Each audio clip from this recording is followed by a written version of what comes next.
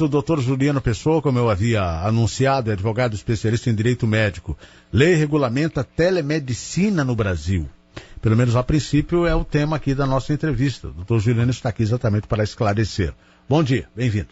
É uma satisfação mais uma vez participar do programa. Prazer nosso. Telemedicina? Exato, na realidade a lei ela até amplia o conceito. Na realidade ela regula a telesaúde no país. Então, ou seja, você abarca outras categorias que não só a classe médica. Então, toda e qualquer categoria ligada à área da saúde, que seja regulamentada no país, como farmacêutico, como psicólogo, entre outros, também podem usufruir desse benefício de utilizar essa ferramenta com seus respectivos pacientes a partir de agora. Pois é, havia uma certa resistência, né, principalmente da classe médica, a respeito desse procedimento. Mas a pandemia acabou estabelecendo praticamente isso. Eu diria que acelerou-se o processo, né? E foi uma ferramenta bastante utilizada no curso, especialmente naquele curso mais crítico da pandemia, e viu-se que de fato tem vários benefícios, desde que, naturalmente, né, se utilize com bom senso, com razoabilidade, com ponderação. Eu acho que é uma ferramenta que ajuda. É uma ferramenta adicional, especialmente que tem a possibilidade de encurtar tempo, né? Tem pacientes às vezes que se deslocam do interior do estado, por exemplo, para vir aqui para Maceió para fazer uma simples consulta.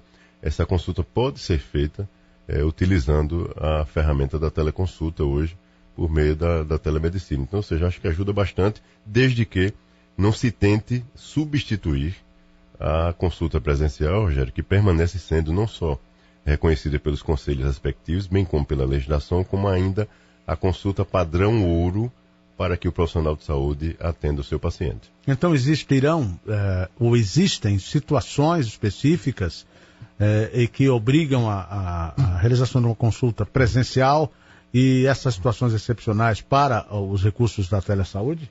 Na verdade, a resolução, no caso dos médicos, por exemplo, ela traz de forma expressa que em algumas patologias crônicas ou que necessitem de um acompanhamento permanente, o profissional não poderá ultrapassar mais do que 180 dias sem fazer uma consulta presencial com o paciente. Então, ou seja, ele pode intercalar sim, mas ele não pode ficar somente assistindo o paciente pela via da teleconsulta. Então é necessário que ele faça, porque existe muitas vezes na anamnese a necessidade de um exame físico, que naturalmente a virtualidade... Só o médico poderá fazer. Né? Exatamente. E a via virtual não tem como ele fazer, né? Então é preciso que de fato ele cumpra esse regramento também. Bom, agora está definitivamente autorizado. Quem é que dá essa autorização? É o Conselho Federal, é isso? Os conselhos já renovaram, anteriormente à lei, os conselhos já renovaram as suas resoluções, adequando ao que viria, vamos dizer assim, né? E agora a legislação ela ratifica essa possibilidade, autorizando, né, de forma, por meio de legislação no país, e também determinando que os profissionais terão que rigorosamente cumprir o que está lá contido nas suas resoluções. Então, ou seja, desde que a resolução não contrarie essa lei, ele terá que cumprir também o que consta lá na resolução respectiva da sua categoria, porque a categoria termina trazendo mais detalhes, mais minúcias de como é que ele deve atuar nesse segmento. E a lei ela traz um aspecto mais geral, né, que regulamenta para todas as categorias, vamos dizer assim. E cada conselho faz o seu detalhe, o seu particular para a sua própria categoria. Bom, mas há alguns aspectos ainda bem particulares, né, dessa modalidade de atendimento. Qual é a função dos convênios, né, na liberação desses procedimentos? Já foi dito pelo senhor que o médico não pode, para determinadas especialidades, passar mais de 180 dias sem ver o paciente, ou seja, 6 meses. Esse é um aspecto importante. Mas, por uma questão econômica, os planos eles podem entender que seria mais viável a consulta virtual do que a consulta presencial, na maioria dos casos, e claro, considerando essa excepcionalidade, mas em grande maioria haveria uma migração do atendimento para a consulta virtual. Como é que o senhor vê tudo isso, enfim, do ponto de vista da lei? Como é que o senhor interpreta? Olha só, Rogério, essa pergunta é excelente para a gente esclarecer algumas coisas aqui, para os pacientes especialmente. O paciente não é obrigado a aceitar primeiramente esse tipo de formato, né? Então, assim, cabe ao paciente consentir ou não se ele deseja ser assistido. Mas isso é feito por consulta ou é feito uma vez só? Não, todas as vezes. Então, assim, pode ser ofertado a ele, ou pela operadora, ou pelo próprio SUS, ou de forma particular, essa ferramenta. E o paciente terá que consentir expressamente para o profissional esse formato. E aí o profissional terá que esclarecê-lo de todas aquelas questões que nós falamos, da ausência de exame físico. Limitações, né? Exatamente, essas limitações que a distância não possibilita. O paciente consentindo, tudo bem, será feito por essa via. Mas a qualquer momento o paciente pode rever esse consentimento. Então, ou seja, isso não é ad eterno. Então, ele pode iniciar nesse formato, no transcorrer do atendimento, na segunda consulta, de repente, ou na terceira, ele entender, ele visualizar que ele não está confortável, que ele não está sendo atendido dentro do que ele esperava ser atendido, e ele pode informar isso ao profissional e automaticamente deve ser suspenso esse formato, migrando o paciente, assim que possível, para um atendimento presencial. Isso tem que ser garantido ao paciente. Isso consta não só na legislação, bem como nas resoluções de todos os conselhos. Essa previsão. Além disso, essa decisão, se já na primeira consulta ou não, o médico, por exemplo, irá iniciar o contato com o seu paciente por meio da teleconsulta, também cabe ao profissional. O que é que a lei tentou resguardar e a resolução também? A autonomia do profissional. Então, ele fará essa aferição, essa verificação da possibilidade. Não é o paciente que... Eu quero fazer uma teleconsulta hoje, não é ele que define isso. Então, se o médico entender que no caso dele, né, da necessidade específica dele, a teleconsulta não irá assisti-lo de forma esperada, o médico pode dizer que no caso concreto dele não será satisfatório a teleconsulta e que terá que atendê-lo de forma presencial. Mas o médico ele pode passar um exame de sangue, por exemplo? Pode. Um sumário de urina? A consulta, veja, a consulta telepresencial, ela acontece no mesmo formato da consulta presencial. Nada se altera, salvo, lógico, a questão de ambos estarem à distância. Mas todos os regramentos, todas as tratativas normais que acontecem entre profissional de saúde e paciente permanecem acontecendo normalmente como se estivessem de forma presencial. O que se exige é algumas autorizações, vamos dizer assim, de forma específica por conta da especificidade do atendimento. Mas todo o resto permanece seguindo como se fosse uma consulta presencial. E o que a gente quer crer, Rogério, e a gente já viu bastante isso na pandemia, é que os profissionais, especialmente os médicos, terão a responsabilidade, né, do seu exercício, do exercício da sua atividade, porque o fim do exercício da atividade deles é trazer o bem-estar para o paciente lá na ponta. O que toda e qualquer legislação ligada à área da saúde também deseja, quando chega, é também resguardar lá na ponta o bem-estar da população e dos pacientes. Então, ou seja, a gente quer crer que o profissional terá muito bom senso nessa aferição, nessa análise de cada caso, para poder assistir de acordo com a necessidade de cada paciente. Outra coisa importante que as pessoas não atentam muitas vezes, doutor Juliano, é o valor da consulta. Você tem um convênio, você nem se preocupa em saber, nem pega uma nota fiscal, sabendo, inclusive, é importante, né, que as pessoas saibam de que isso você pode dar entrada no imposto de renda e pedir restituição, né? Muita gente não pede a nota ao médico, né?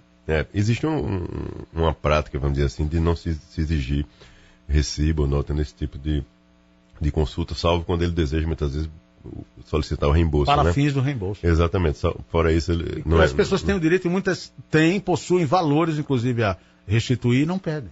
Exato. A mesma coisa acontece em caso de exames, né?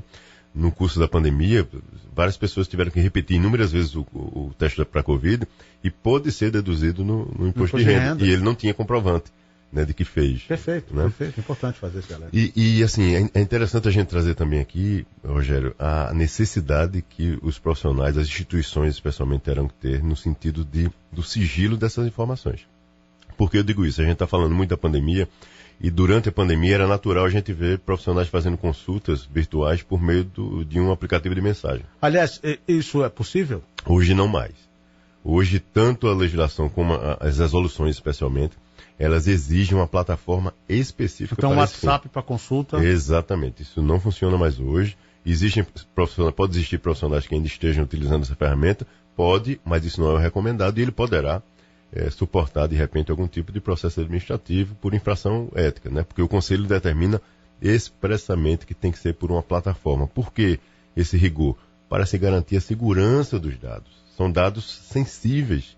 E quem diz essa sensibilidade é a Lei Geral de Proteção de Dados, que vigora no país e traz penalidades, inclusive de multas, e entre outras. Então, ou seja, é importante que o profissional esteja atento a isso. Existem inúmeras empresas hoje que já estão ofertando no mercado esse tipo de sistema, para que o profissional tenha toda a segurança e ofereça ao seu paciente também esse ambiente seguro para que essas imagens, essas fotografias que muitas vezes estarão ali fazendo parte daquele atendimento estejam de fato bem guardadas, como determina o Código de Ética Médica.